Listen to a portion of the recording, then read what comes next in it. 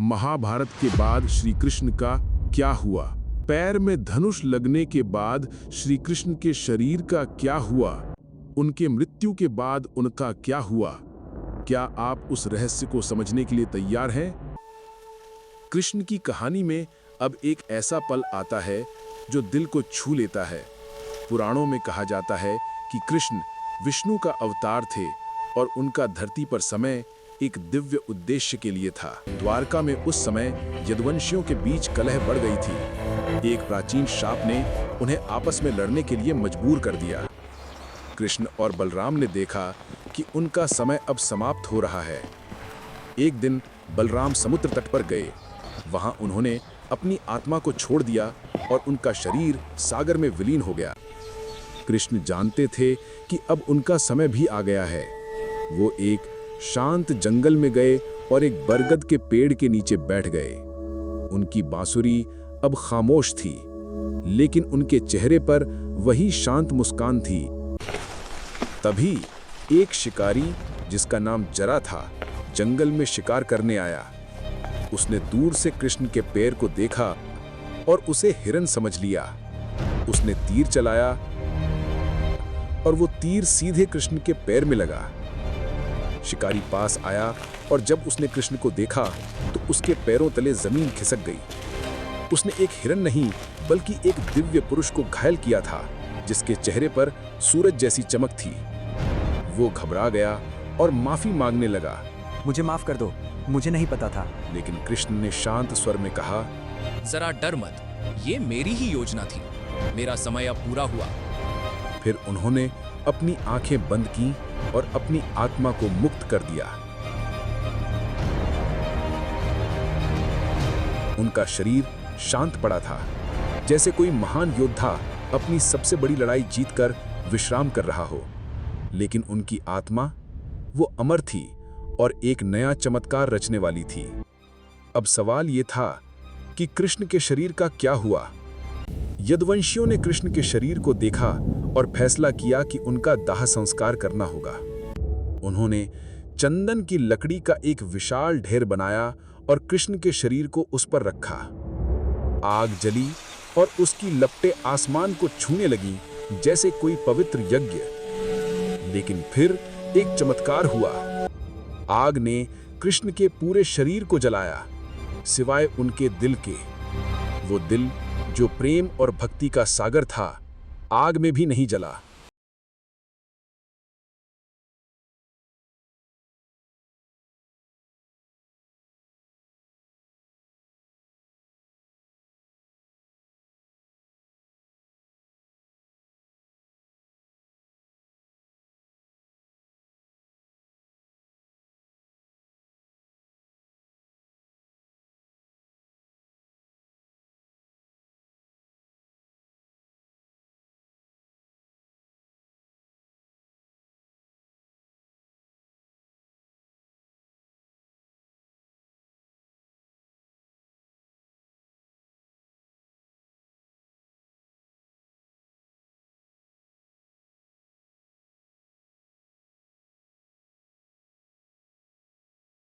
हर सांस उनकी भक्ति में डूबा था। एक रात जब चांद आकाश में चमक रहा था, इंद्रद्युम्न को एक सपना आया। सपने में विष्णु जी आए। उनकी आवाज गहरी थी, जैसे समुद्र की गर्जना। उन्होंने कहा, इंद्रद्युम्न, समुद्र में एक पवित्र लकड़ी तैर रही है। वो मेरा रूप है। उसे ढूंढो और उससे मेरे भाई बलराम और बहन सुभद्रा की मूर्तियां बनवाओ। राजा की आंखें खुलीं और उसका दिल भक्ति से थरथराने लगा। ये भगवान का आदेश है। उसने अपने सैनिकों को बुलाया और हुक्म दिया, जाओ उस पवित्र लकड़ी को ढूंढो।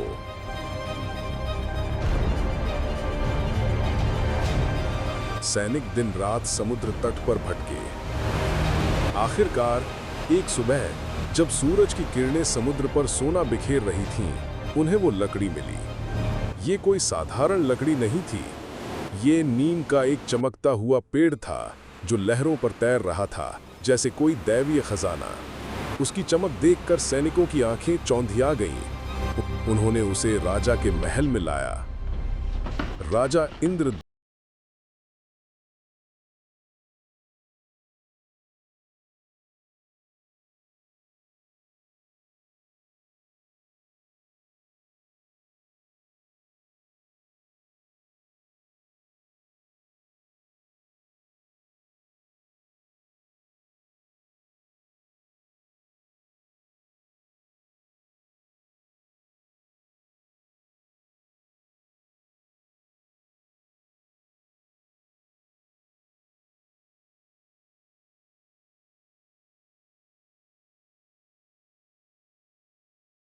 जैसे किसी महाकाव्य में एक नया अध्याय शुरू होता है। एक बूढ़ा बढ़ई महल में आया। उसकी दाढ़ी सफेद थी, लेकिन उसकी आंखों में एक गहरी चमक थी, जैसे वो कोई अनंत रहस्य जानता हो।